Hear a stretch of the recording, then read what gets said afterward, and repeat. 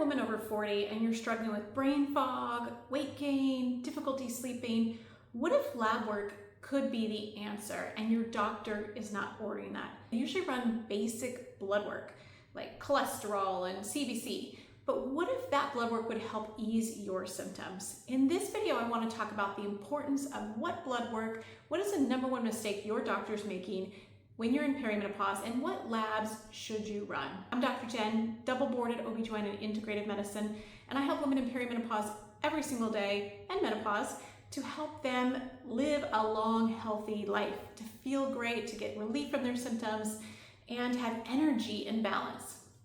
So what is the #1 mistake that doctors make when women are in perimenopause with blood work? So usually most doctors will run standard blood work, which is a CBC, comprehensive metabolic panel, cholesterol, but they don't check hormones. Most doctors will just say, check them when you hit menopause, when you've had 1 year without periods. And in my opinion, why would you check them when they're already in menopause? We already know that those hormone levels will be low. So checking them doesn't really tell you anything, and that's why most doctors will say your labs are normal. Well, of course they're normal. If you're 50 years old and your estrogen, progesterone, and testosterone are low, that's normal. But that's not actually, you don't feel normal. Those symptoms come up, those menopause symptoms happen. What should you do about blood work? First of all, the #1 mistake doctors make is because they don't know how to interpret the blood work. In perimenopause, your levels are not just declining, but they're in a roller coaster fashion. So you have to understand what are estradiol levels, progesterone levels, and testosterone levels in each phase of the cycle. You have to also understand the stage that someone's in. Are they in early perimenopause or late perimenopause? Or are they postmenopausal?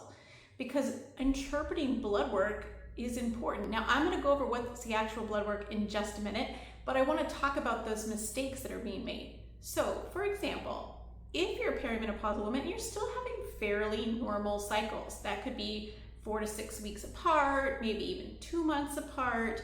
I mean, that's kind of new to the irregularity. And you have some timing to your cycle. You can get blood work as long as those things are timed. Are you doing it in the follicular phase, or are you doing blood work in the luteal phase? The estradiol level will be different. The progesterone level certainly is different because progesterone is really in the luteal phase.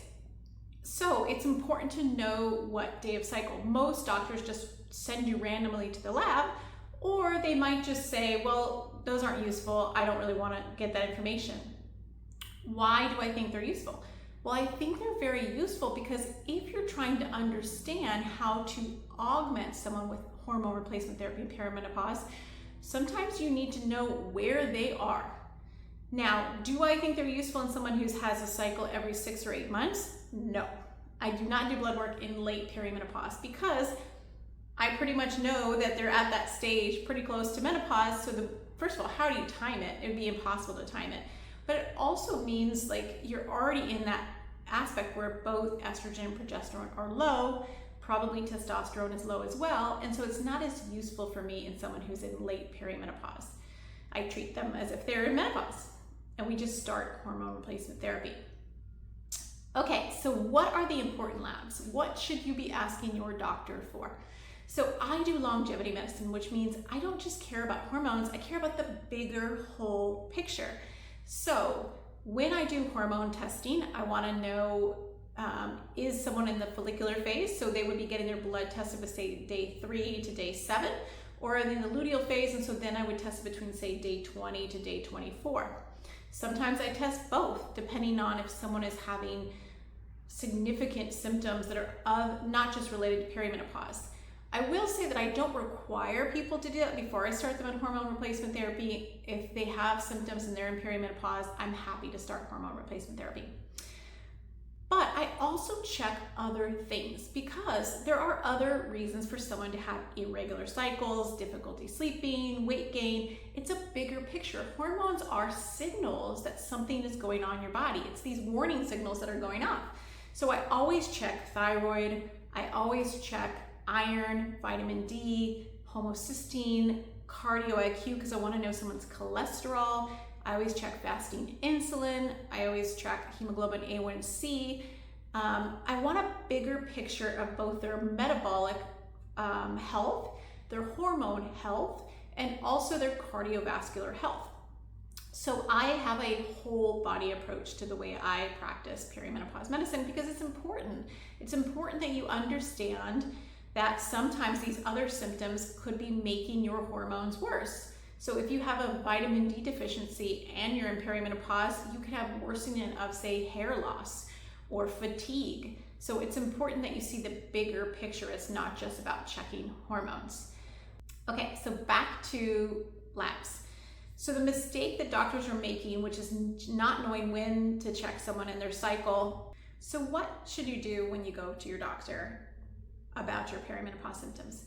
One, make sure you've tracked your cycle. Using an app can be very helpful, or knowing where you are. What day of the cycle are you? What has been your pattern of your cycle? Because it's important, that way you can understand how to get the timing done for your testing.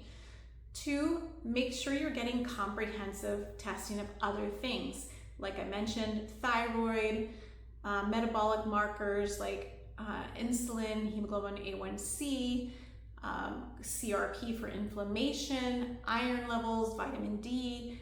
I check cholesterol. I took a full cholesterol panel. I also check an iron panel because frequently women can be iron deficient at this time because they're having heavy periods. The last thing you can do is that you find a provider that understands perimenopause and menopause care. Most doctors are not trained in perimenopause care. In fact, we got very little education in residency and medical school. That tide is changing, which is awesome, but there's not enough providers that understand menopause care. So make sure that you're getting a whole body approach. If you're interested in getting the exact labs that I draw, please check out my perimenopause support guide. The link will be in the information below. And if you click on that, I'll give you my guide that I share with women so they can go to their doctor to get the right labs drawn. And it also talks about hormone replacement therapy and some other options. If you like this video, please like and subscribe and follow me for more content about perimenopause and menopause. I really do want to make this valuable, so please leave comments below. I do read every one of those, and I do try to make videos that you are looking for.